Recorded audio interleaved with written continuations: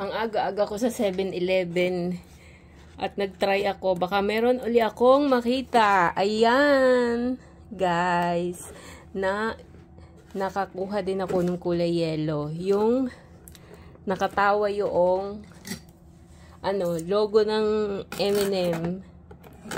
Ayan. So, eto. Buti na lang, meron pa.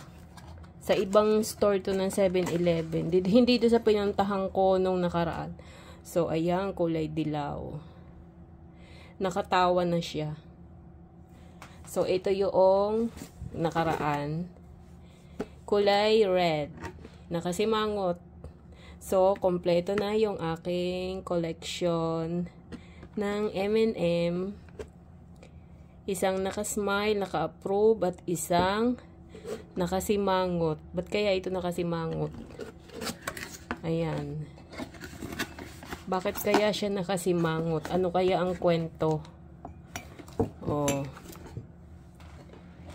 So, ayan na. Ang ganda ay, oh. Ang ganda ng pagka-mug.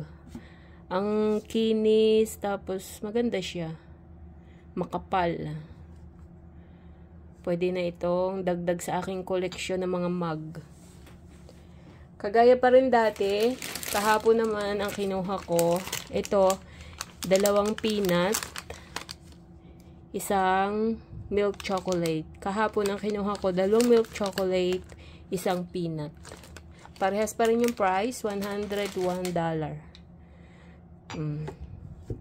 So, kompleto na ang aking koleksyon.